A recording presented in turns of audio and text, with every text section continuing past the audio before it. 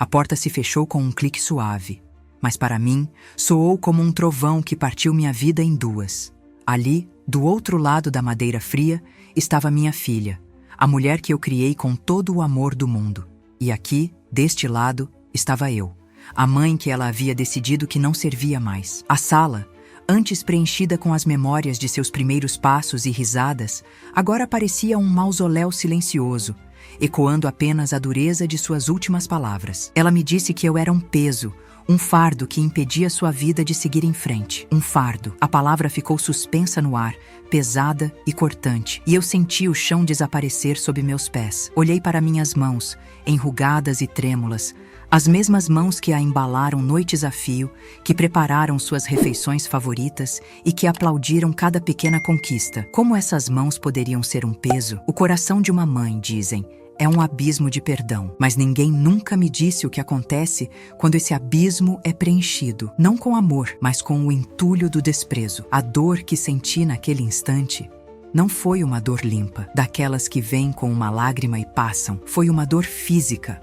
uma pontada aguda no peito que me roubou o ar e transformou tudo ao redor em um borrão. Era como se cada sacrifício, cada noite mal dormida, cada preocupação que marcou meu rosto com rugas tivesse sido apagado, invalidado por uma única sentença cruel. Eu me tornei um objeto inconveniente em sua vida perfeitamente planejada, um móvel antigo que já não combinava com a decoração. O silêncio que se seguiu à sua partida era ensurdecedor, preenchido apenas pelo tic-tac do relógio na parede, marcando o tempo de uma solidão que eu jamais imaginei que conheceria. Lembro-me de caminhar pela casa vazia, tocando os porta-retratos que ela deixou para trás. Uma foto nossa na praia, ela, uma menina de 5 anos, sorrindo com a boca suja de sorvete, abraçada às minhas pernas, outra em sua formatura, o orgulho estampado em meu rosto enquanto eu ajeitava seu cabelo. Eram fragmentos de uma vida que parecia ter pertencido a outra pessoa,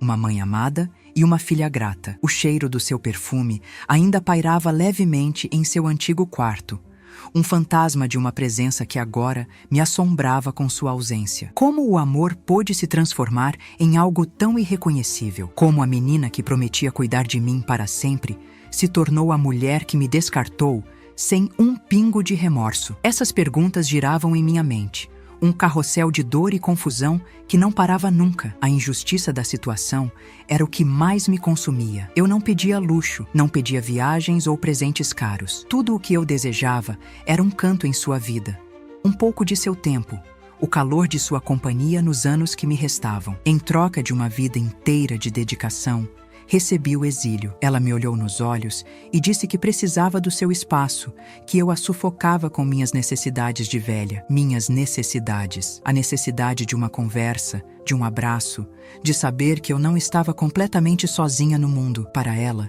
isso era um fardo. E enquanto ela construía sua nova vida, livre de mim, eu era deixada para trás, para juntar os cacos de um coração que ela mesma fez o favor de estilhaçar, sem sequer olhar para trás. O que ela não imaginava, e nem eu na época, era que o destino tem um jeito irônico de ensinar suas lições. A vida, com suas voltas e reviravoltas, costuma apresentar a conta para todos, mais cedo ou mais tarde. Eu não desejei seu mal.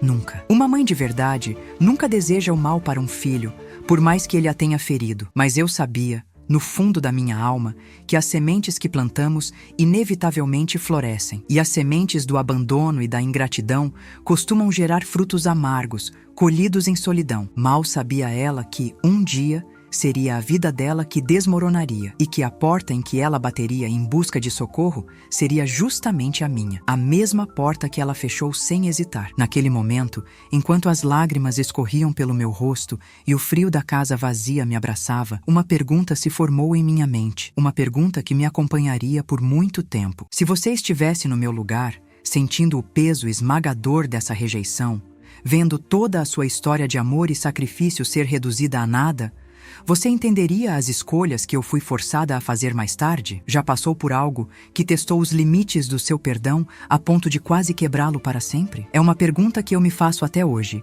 revivendo cada detalhe daquele dia que mudou tudo. Meu nome é Helena. Hoje, tenho 72 anos e cada ano está gravado nas linhas do meu rosto e nas veias saltadas das minhas mãos. Quando me olho no espelho, vejo uma mulher que a vida moldou com firmeza, mas não com crueldade, pelo menos, não até recentemente. Vivi uma vida de trabalho, de suor, de poucas regalias e de um amor que eu acreditava ser inabalável. Minha casa é pequena, mas sempre foi um lar. Hoje, suas paredes guardam mais silêncio do que risadas, e a poeira que se assenta nos móveis parece carregar o peso dos dias vazios. Eu nunca pedi muito da vida, apenas o suficiente para criar minha filha com dignidade e a esperança de envelhecer com o conforto de sua presença. A dignidade eu conquistei com meu próprio esforço.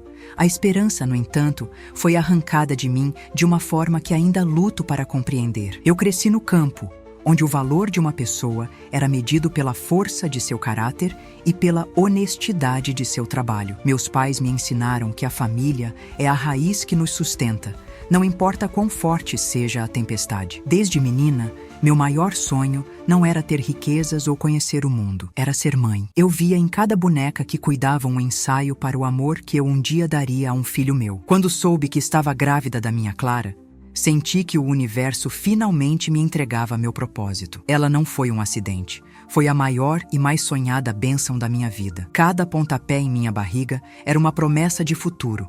Uma promessa de um laço que eu acreditava ser sagrado e eterno. Mal sabia eu que algumas promessas, mesmo as mais sagradas, podem ser quebradas. Para dar a ela o que eu nunca tive, abracei o trabalho como minha segunda pele. O pai dela, bem, essa é outra história.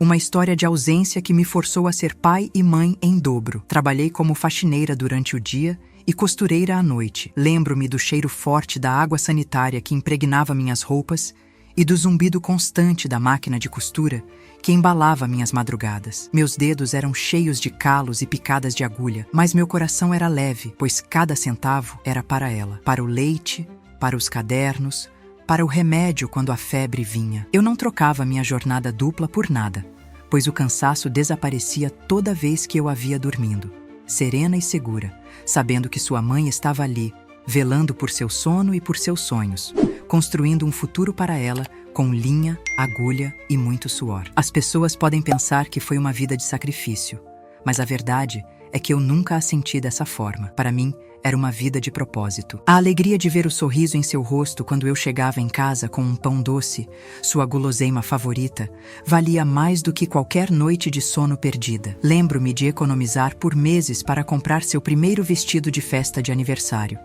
Um vestido azul com fitas de cetim. Quando ela o vestiu e rodopiou na sala, com os olhos brilhando, senti uma felicidade tão pura e intensa que me fez chorar. Eu não estava me sacrificando, eu estava investindo no meu maior tesouro. Cada renúncia minha era, na verdade, uma afirmação do meu amor. Era a prova de que sua felicidade era, e sempre seria, a minha prioridade máxima, o centro de todo o meu universo. Ser mãe solteira nos anos 80 não era fácil. Havia o preconceito, os olhares tortos, a dificuldade financeira que parecia uma sombra constante. Mas a solidão da responsabilidade era o mais pesado. Lembro de uma noite em que a febre de Clara não baixava. Ela chorava, delirando de calor, e eu estava sozinha, desesperada. Passei a noite inteira com panos úmidos em sua testa, rezando para que ela melhorasse, com o coração apertado de medo. Ao amanhecer, a febre cedeu, e eu, exausta, tive que me levantar e ir para o trabalho como se nada tivesse acontecido, pois se eu não trabalhasse, não teríamos o que comer. Nesses momentos, eu aprendi a buscar uma força que eu não sabia que possuía. Uma força que vinha do amor incondicional que eu sentia por aquela pequena vida que dependia inteiramente de mim. Minha maior conquista, o troféu da minha vida, foi a educação dela. Eu mal terminei o primário, mas jurei a mim mesma que Clara teria um diploma. Eu me orgulhava de dizer que minha filha iria para a faculdade. Trabalhei ainda mais, Fiz faxinas extras nos fins de semana, tudo para pagar seus livros e cursos. No dia de sua formatura em Direito, eu estava sentada na plateia, com meu melhor vestido, um vestido simples que eu mesma costurei. Quando chamaram o nome dela, Clara Mendes, meu coração quase explodiu de tanto orgulho. Ela era a primeira pessoa da nossa família a ter um diploma universitário. Ela era a prova viva de que todo o meu esforço tinha valido a pena. Eu a vi ali, tão linda e inteligente, e pensei, missão cumprida, Helena. Você conseguiu. Naquela época, ela me ligava todos os dias. Dizia que eu era sua inspiração, sua rocha. Tudo o que eu sou, mãe, eu devo a você. Ela me disse uma vez, com a voz embargada. Eu guardei essas palavras em um cofre dentro do meu coração. Era o meu tesouro. Hoje, o telefone raramente toca. E quando toca, a conversa é rápida, superficial, como se eu fosse uma obrigação em sua agenda lotada. A mesma filha que um dia me chamou de rocha, hoje me vê como uma pedra em seu caminho. A inspiração de ontem se tornou o estorvo de hoje. Essa transformação é a coisa mais dolorosa que já experimentei. É como olhar para uma estranha que tem o rosto da minha filha, uma estranha que não parece se lembrar de nada do que vivemos. Eu me pergunto como a mulher forte que enfrentou o mundo para criá-la pôde ser reduzida a um problema a ser administrado. Eu não sou um problema, eu sou Helena. Sou a mulher que lhe deu a vida, que lhe ensinou a amarrar os sapatos, que aplaudiu seus primeiros passos e que chorou de orgulho em sua formatura. Minha identidade é a soma de todas as batalhas que venci por ela, de todo o amor que dediquei a ela. Ser chamada de fardo é como ter minha história inteira apagada, riscada, como se nada do que eu fiz tivesse valor. A dor não vem apenas da rejeição, mas do apagamento da minha própria existência aos olhos da única pessoa cujo reconhecimento realmente importava para mim. Essa é a minha história, ou pelo menos o começo dela. A história de uma mãe que deu tudo de si e se viu, na velhice, com as mãos e o coração vazios. É uma jornada de amor, dor e, eventualmente, de uma justiça que eu não pedi, mas que a vida se encarregou de trazer. Se essa história tocar algo em você, se em algum momento você sentiu um nó na garganta ou um aperto no peito, se inscreve no canal e me conta aqui nos comentários o que faria no meu lugar. Sua opinião, sua perspectiva, pode ser uma luz nesse caminho escuro que tenho percorrido. Os vilões da minha história não surgiram de repente, com capas e punhais. Eles se revelaram aos poucos, disfarçados de pessoas que eu amava e em quem confiava. A principal antagonista, e isso rasga minha alma dizer, é minha própria filha, Clara. A menina doce e grata que eu criei deu lugar a uma mulher que eu mal reconheço, uma advogada de sucesso, sempre impecavelmente vestida, com o celular colado à orelha e um olhar que parece calcular o valor de tudo e de todos ao seu redor. A ambição, que antes era uma qualidade que eu admirava, tornou-se uma espécie de veneno que endureceu seu coração. Ela aprendeu a ver a vida como um jogo de xadrez, onde cada peça precisa ter uma função estratégica. E eu, sua velha mãe, me tornei um peão que ela estava mais do que disposta a sacrificar para proteger seu rei e sua rainha. E ao lado dela, como um sussurro constante em seu ouvido, estava seu marido, Ricardo. Ele nunca me maltratou abertamente. Pelo contrário, sempre usou um verniz de cordialidade, com sorrisos polidos e perguntas protocolares sobre a minha saúde. Mas por baixo dessa fachada, eu sentia o desprezo. Ele é um homem obcecado por status, por aparências, e eu, com minhas roupas simples e minhas mãos de trabalhadora, não me encaixava na imagem de família perfeita que ele queria projetar. Seus comentários eram como alfinetadas sutis, disfarçadas de brincadeira. Helena, a senhora é uma figura?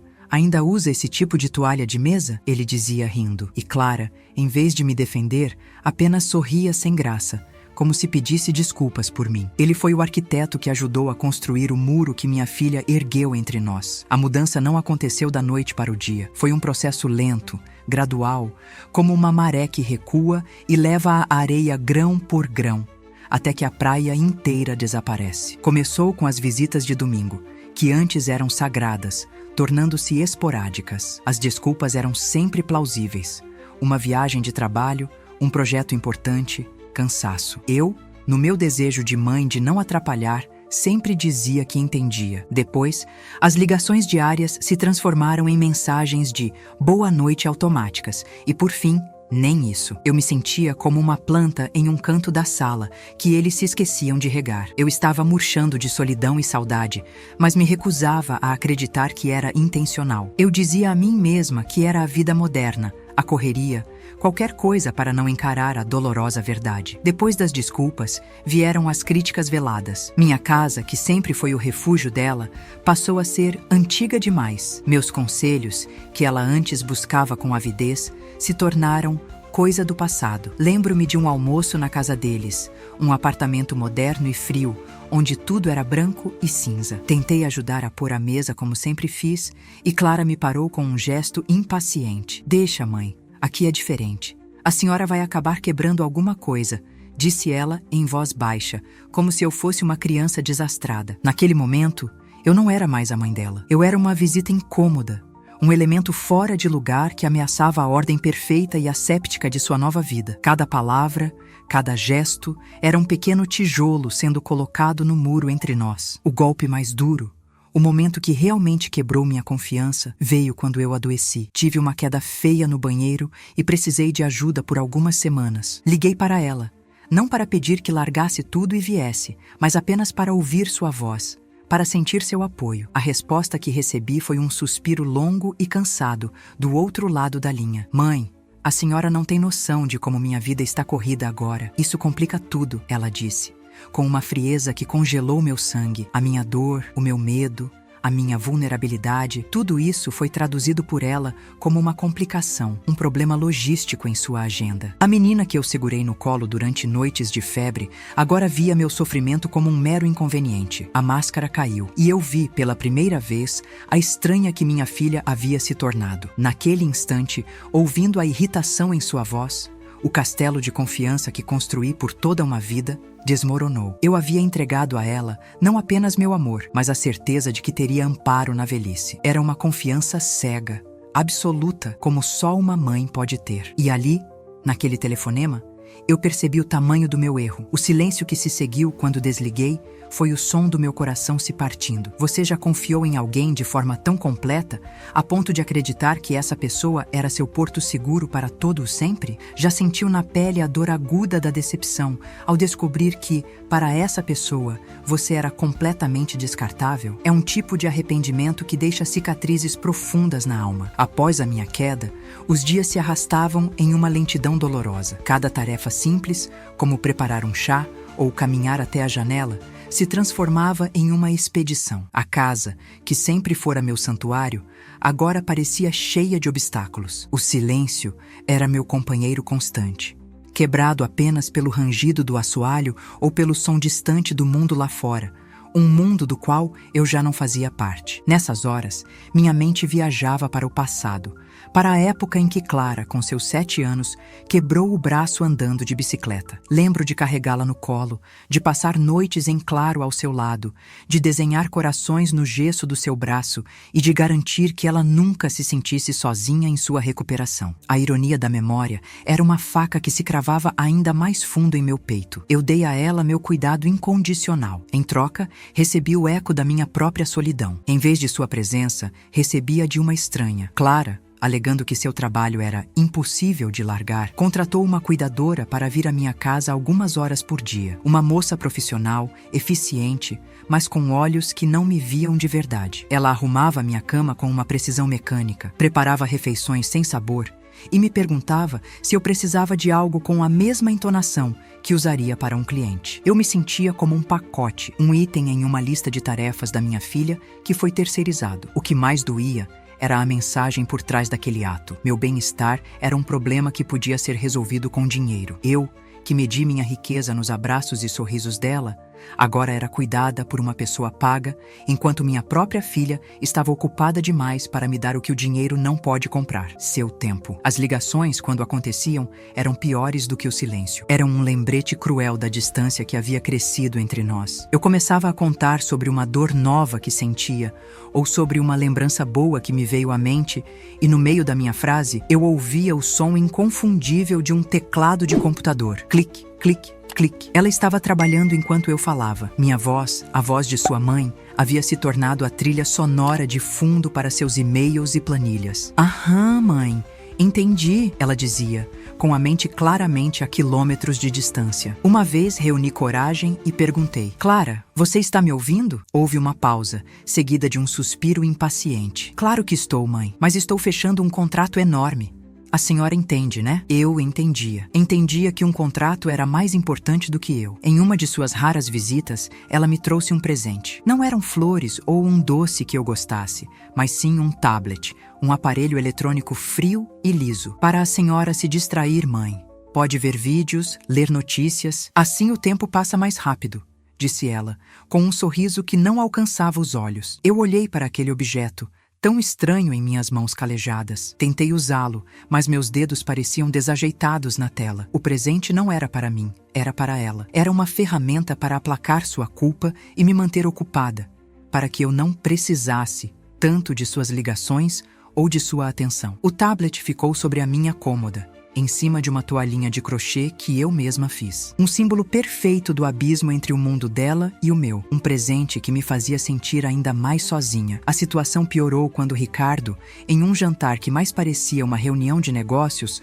tocou em um assunto delicado. Com sua habitual polidez venenosa, ele sugeriu que talvez fosse a hora de eles me ajudarem com minhas finanças. A senhora está envelhecendo, Helena. É normal ficar um pouco esquecida. Seria mais seguro se a gente cuidasse da sua aposentadoria para evitar que aproveitadores se aproximem, ele disse, enquanto Clara balançava a cabeça em concordância. Eu senti um calafrio percorrer minha espinha. Não se tratava de cuidado, mas de controle. Eles queriam tomar de mim a última coisa que me restava, minha independência, o pequeno dinheiro que eu administrei sozinha por toda a minha vida. Estavam tentando me transformar, oficialmente, em uma criança sob sua tutela. Recusei a oferta com a maior delicadeza que consegui reunir. Agradeço a preocupação, mas minha cabeça ainda está boa. Eu dou conta do meu dinheiro, respondi, com a voz mais firme do que eu me sentia. A reação de Clara foi imediata. Sua expressão se fechou e ela começou a listar todos os perigos que eu corria. Os golpes em idosos, os esquecimentos. Ela usou minha idade como uma arma contra mim, pintando um quadro de uma velha senil e incapaz, que precisava desesperadamente da intervenção de sua filha bem-sucedida. A injustiça era sufocante. Ela não estava preocupada comigo. Estava frustrada com a minha recusa em ceder o controle. Eu vi em seus olhos que minha autonomia não era uma virtude, mas um obstáculo para os planos que eles tinham para mim. A confirmação desses planos veio em uma noite que jamais esquecerei. Eu tinha ido me deitar mais cedo, mas não conseguia dormir. Eles estavam na sala, conversando em voz baixa, achando que o som da televisão abafaria suas palavras. Mas a porta do meu quarto estava entreaberta, e eu ouvi com uma clareza que despedaçou os últimos vestígios do meu coração. O terreno da casa dela vale uma fortuna, Clara, dizia Ricardo. A gente vende. Coloca ela em uma clínica de repouso de luxo, daquelas que tem tudo. Resolvemos o problema e ainda usamos o dinheiro para dar a entrada no nosso apartamento de praia. Uma clínica de luxo, um lugar bonito para me descartar. Eles estavam planejando vender meu lar, meu passado, meu chão, tudo por um apartamento de praia. Meu sangue gelou. Não era um pesadelo, era a realidade. A filha que eu criei, o homem que ela casou, estavam negociando meu futuro como se eu fosse um ativo financeiro. A palavra problema ecoou em minha cabeça. Resolvemos o problema. Eu era o problema. O amor que eu sentia por ela se chocou com a brutalidade daquela traição.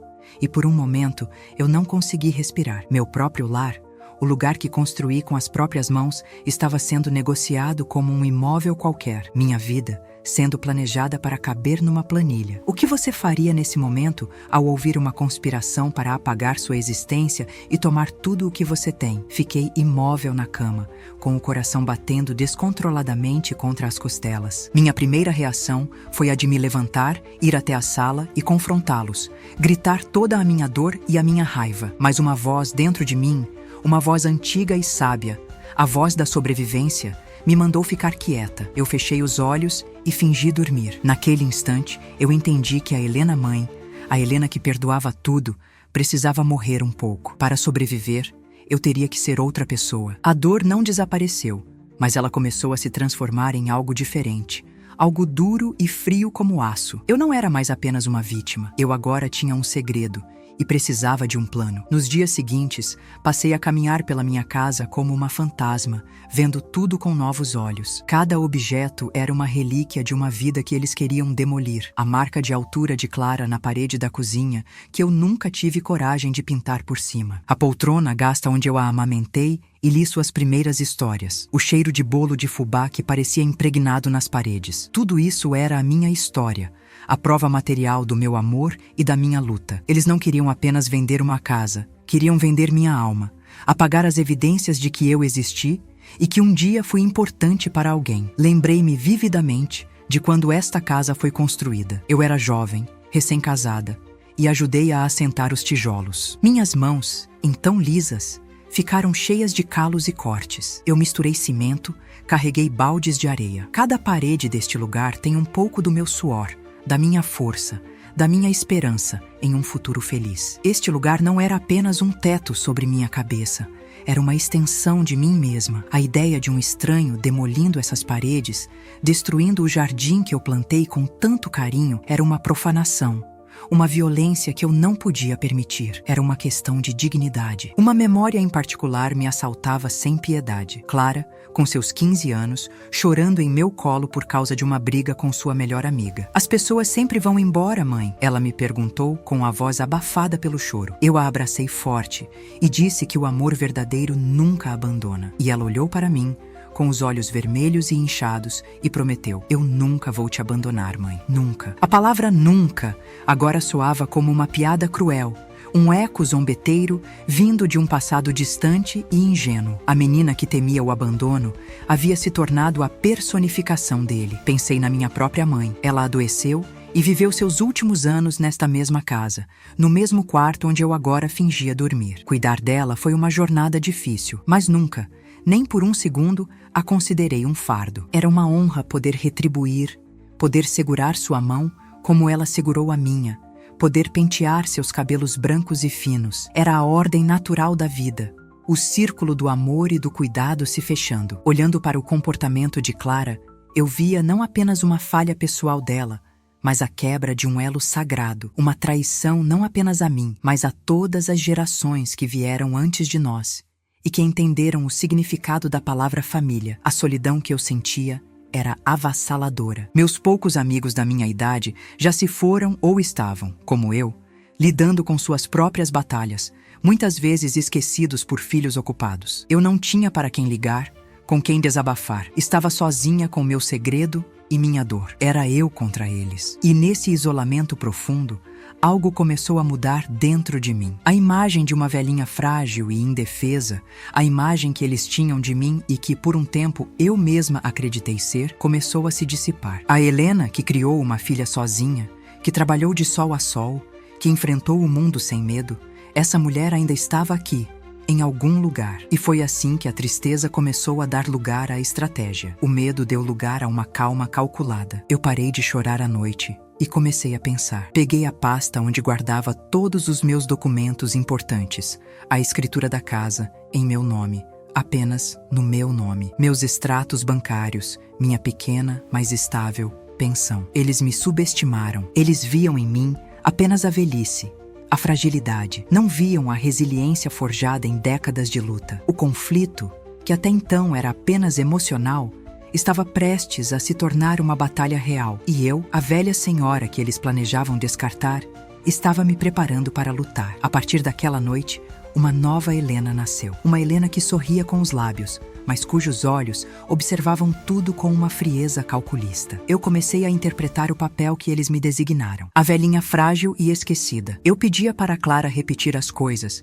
fingia não entender as explicações de Ricardo sobre juros bancários e de vez em quando esquecia o fogão, ligado por alguns minutos, apenas o suficiente para que eles se sentissem justificados em sua crença de que eu era incapaz. Cada suspiro de impaciência deles, cada olhar de cumplicidade que trocavam, achando que eu não percebia, era uma pequena vitória para mim. Eles estavam baixando a guarda, convencidos de que sua presa estava mansa e pronta para o abate. Mal sabiam eles que a ovelha se estava apenas se disfarçando enquanto afiava os chifres. Meu novo papel me deu a cobertura perfeita perfeita para me tornar uma espiã dentro da minha própria vida. Eu fazia perguntas com uma inocência ensaiada, colhendo informações vitais. Ricardo, querido, como funciona isso de vender uma casa?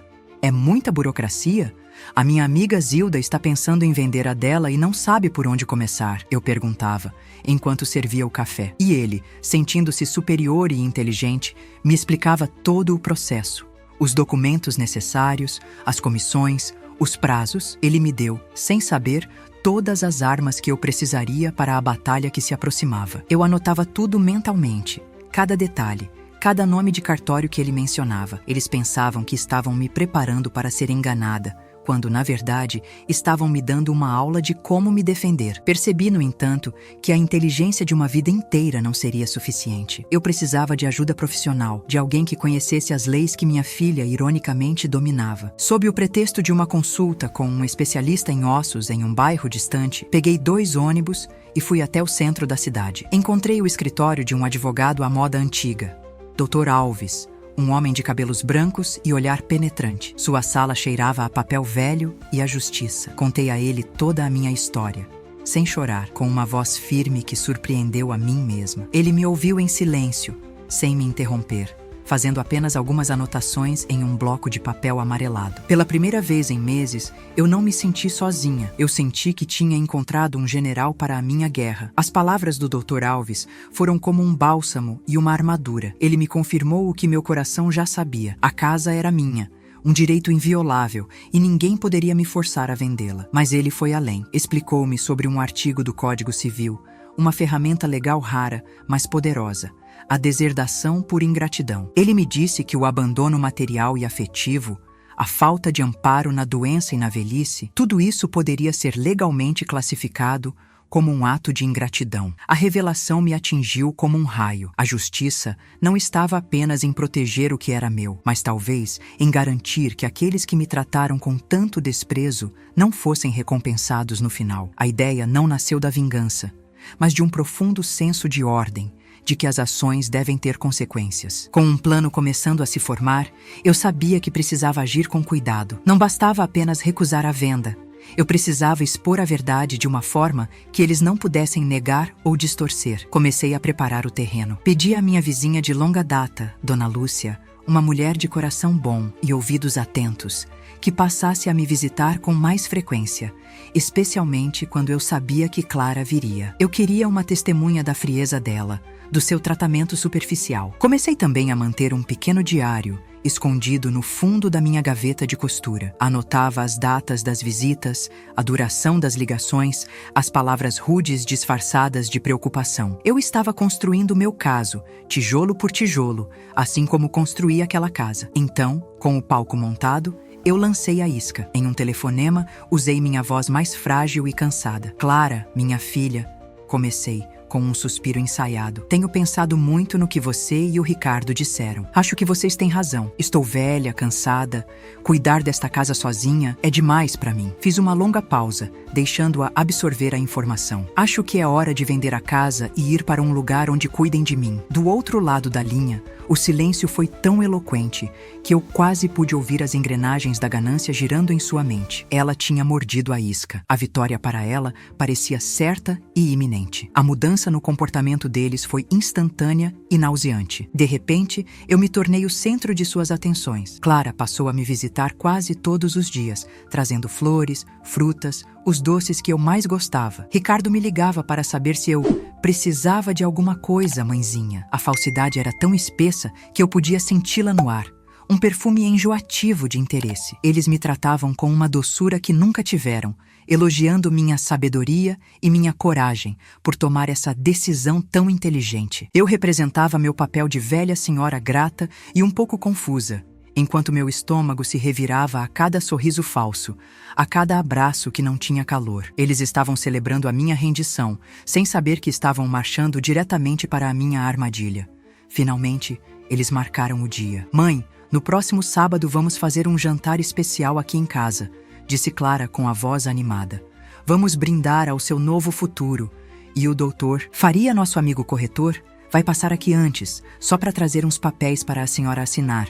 Umas autorizações iniciais, nada demais. só para agilizar o processo. O dia do juízo final, o momento em que todas as máscaras cairiam. Eles estavam tão cegos pela ambição que não conseguiam ver nada além do sinal de cifrão. Eles iriam trazer o inimigo para dentro do meu portão, me entregar a caneta para que eu assinasse minha própria sentença. E eu os esperaria, com um sorriso dócil no rosto e um plano de batalha gravado no coração. Naquela semana, o ar em minha casa parecia elétrico, carregado de expectativa. Cada tic-tac do relógio era como uma contagem regressiva para o momento da verdade. Eu me sentia como uma atriz prestes a entrar no palco para o papel de sua vida.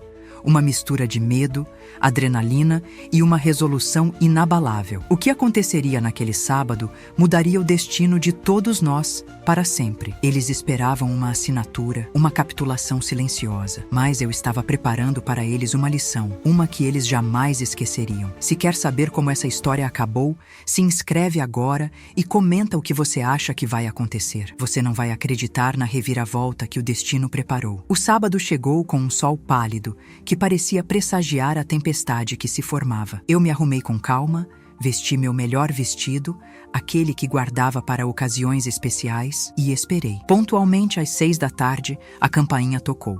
Respirei fundo e abri a porta. Lá estavam eles.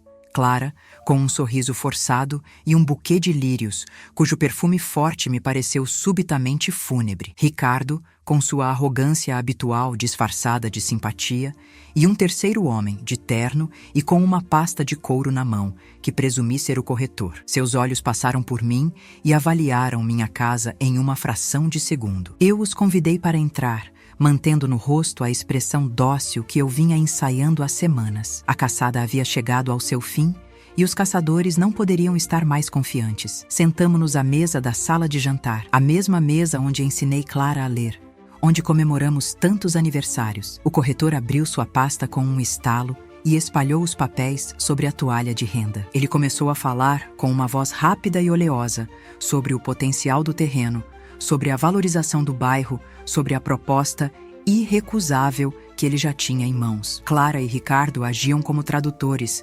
simplificando os termos para a velhinha. Veja, mãe, é um valor excelente. Vai dar para a senhora viver como uma rainha, sem preocupação nenhuma, dizia Clara, apontando para uma cláusula. Eu apenas balançava a cabeça, deixando que eles se afogassem em sua própria ganância, revelando cada detalhe sórdido de seu plano bem na minha frente. Quando o corretor finalmente empurrou o contrato e a caneta em minha direção, eu levantei a mão. Só um momento, por favor, disse eu com a voz suave. Antes de assinar, eu gostaria de uma segunda opinião. Convidei mais uma pessoa para se juntar a nós.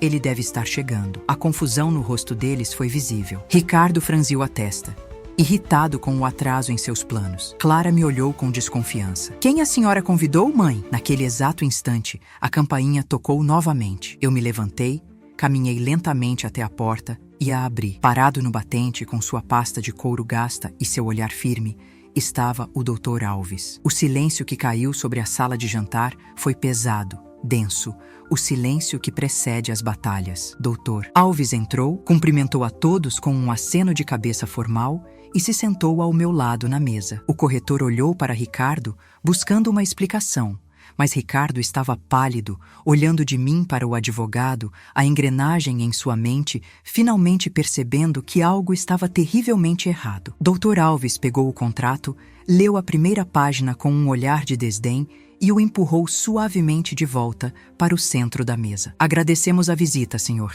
disse ele ao corretor, mas minha cliente, dona Helena, não vai assinar este documento, e nem nenhum outro. A casa não está à venda. Ele então se virou para Clara, e sua voz, embora calma, cortou o ar como uma lâmina. Na verdade, ela nunca esteve. A reação de Clara foi explosiva. Ela se levantou, o rosto vermelho de raiva. Mãe, que brincadeira é essa? O que esse homem está fazendo aqui? Nós conversamos, nós decidimos, é para o seu bem. Foi então que a Helena frágil desapareceu para sempre. Eu me ergui. E pela primeira vez em anos, a encarei de igual para igual. Minha voz saiu firme, sem um pingo de tremor. Não, Clara. Não era para o meu bem, era para o bem do seu apartamento de praia. Eu disse a frase que ouvi escondida no meu quarto. E o choque de reconhecimento em seu rosto foi mais gratificante do que qualquer vingança. Ricardo engoliu em seco. mudo. A farsa havia acabado. Todas as máscaras caíram no chão ao mesmo tempo, e o que restou foi a feiura nua e crua da ambição deles. Dr. Alves, então, assumiu o controle da situação com uma calma implacável. Ele abriu sua própria pasta. Sua mãe tem um registro detalhado de todas as suas interações nos últimos meses, Clara, começou ele. As visitas apressadas, as ligações ignoradas, os comentários depreciativos. Temos também o testemunho de vizinhos que podem atestar o estado de abandono afetivo em que a senhora foi deixada. Ele falava sobre os fatos, um por um, construindo um caso irrefutável de negligência. Cada palavra era um prego no caixão do plano deles. Eles não tinham como se defender, pois a verdade, documentada e testemunhada, estava ali, exposta sobre a mesa da minha sala de jantar. E então veio o golpe final, a verdadeira reviravolta. Doutor Alves tirou um último documento de sua pasta e o colocou sobre os outros. Dado o comportamento de vocês e a clara tentativa de coagi-la a vender seu único bem para benefício próprio, ele continuou. Dona Helena tomou uma decisão legal e irrevogável. Eu olhei para minha filha, cujos olhos agora brilhavam com lágrimas de fúria, e com a voz mais serena que eu já tive na vida, eu dei a notícia. Eu reescrevi meu testamento, Clara. A casa, o dinheiro da minha poupança, tudo. Eu decidi doar cada centavo para o Lar de Idosos São Francisco, a instituição que cuida de pais e mães que foram abandonados pelos filhos. Eles precisam mais do que você. O grito de Clara foi um som que misturava dor, incredulidade e ódio. Você não pode fazer isso. Eu sou sua filha, sua única filha. Ali, vendo seu desespero, eu não senti prazer. Senti uma tristeza profunda, a tristeza de um luto. Eu te dei a vida, Clara, e dei todo o meu amor para que você se tornasse alguém. Mas o meu patrimônio, o fruto do meu suor, eu dou a quem eu julgar merecedor. E você, minha filha, provou que não merece. Fechar a porta do futuro financeiro da sua própria filha foi a decisão mais agonizante que já tomei. Mas a dignidade não tem preço. Você teria a coragem de fazer o mesmo para se proteger? Dr. Alves se levantou, indicando que a reunião estava encerrada. O corretor, percebendo a cilada em que se meteu, recolheu seus papéis e foi o primeiro a sair, quase correndo. Ricardo, pálido como cera, agarrou o braço de Clara, que soluçava descontroladamente, e a puxou em direção à porta. Antes de sair, ela se virou e me lançou um último olhar. Não havia arrependimento nele, apenas a fúria de quem foi derrotado. Naquele olhar, eu tive a certeza de que havia feito a coisa certa. A porta se fechou e eu fiquei sozinha na minha casa. Mas pela primeira vez em muito tempo, o silêncio não era de solidão, era o silêncio da paz, o silêncio da vitória. Quando a porta se fechou pela última vez, um silêncio profundo se instalou na casa, mas era um silêncio diferente. Não era oco, nem pesado de solidão. Era um silêncio limpo, sereno, como o que se segue a uma longa e violenta tempestade. Caminhei pela sala, e pela primeira vez em anos, senti que o ar estava mais leve, mais fácil de respirar. Meus olhos pousaram no buquê de lírios que Clara havia deixado sobre a mesa, uma oferenda de paz para uma guerra que ela mesma declarou. Peguei as flores, senti seu perfume doce e enjoativo e as levei para fora. Não as coloquei em um vaso, deixei-as ao lado da lata de lixo. Foi um gesto pequeno, mas para mim foi o ponto final. Eu estava limpando minha casa e minha vida de toda a falsidade que a havia envenenado. Naquela noite, sentada em minha poltrona, eu refleti sobre o que é a verdadeira solidão. Por muito tempo, acreditei que a solidão era a ausência de pessoas. Hoje, eu sei que estava enganada. A solidão mais terrível é estar rodeada por quem se ama e ainda assim se sentir invisível, um estorvo, um objeto. A solidão que eu sentia na presença de Clara e Ricardo era um frio que me gelava os ossos. Agora, fisicamente sozinha em minha casa, eu não sentia solidão. Eu sentia solitude. Sentia a paz de estar em minha própria companhia, sem precisar me diminuir para caber nas expectativas de ninguém. Descobri que a minha presença bastava para preencher a casa inteira. E essa foi uma das descobertas mais libertadoras da minha vida. Minha decisão de doar tudo o que construí não foi um ato de vingança. A vingança corrói a alma. e a minha já estava cansada de dor. Foi, na verdade, um ato de amor próprio. Foi a minha forma de dizer que o fruto do meu trabalho, do meu suor, da minha vida inteira de sacrifícios, merecia um destino nobre. Merecia amparar quem precisa e não alimentar a ganância de quem já tem demais e não valoriza nada. Ao assinar aquele Novo Testamento, eu não estava punindo minha filha. Eu estava libertando o meu legado. Estava transformando a minha dor em esperança para outros, garantindo que minha história, no fim das contas, não seria sobre abandono, mas sobre amparo. E essa escolha me trouxe uma paz que dinheiro nenhum no mundo poderia comprar. Minha vida hoje é simples, mas é plena. Comecei a frequentar o lar de idosos São Francisco como voluntária. Levo meus bolos de fubá, minhas histórias, minhas habilidades de costura para consertar uma roupa ou outra. Lá, encontrei um novo tipo de família. Uma família unida, não pelo sangue, mas pelo respeito mútuo e pelas experiências compartilhadas. Jogo cartas com o seu Antônio, ouço as poesias de Dona Yolanda, dou risada com as piadas do seu José. São pessoas que, como eu, carregam cicatrizes, mas que não deixaram que elas apagassem o brilho de seus olhos. Encontrei mais calor em uma tarde de conversa com eles do que em anos de visitas protocolares da minha própria filha. Descobri que um lar não é feito de paredes, mas de gente que nos enxerga de verdade. Eu não sei o que o destino reservou para a Clara. Não perco meu tempo pensando nisso. Acredito que a vida se encarrega de dar a cada um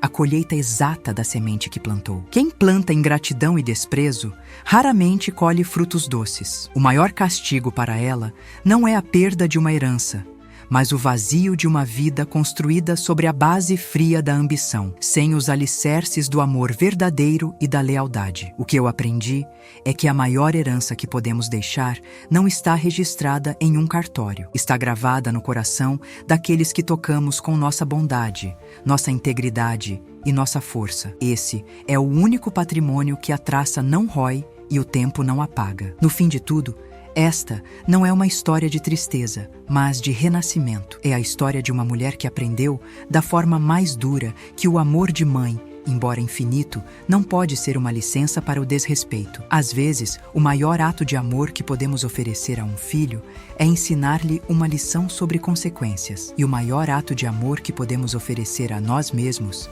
é o de nos recusarmos a ser apagados. Eu fechei uma porta, sim, mas foi para abrir uma janela para a minha própria alma. E a vista daqui, meus amigos, é de uma paz imensa. A minha história foi escrita e eu mesma escolhi o seu final.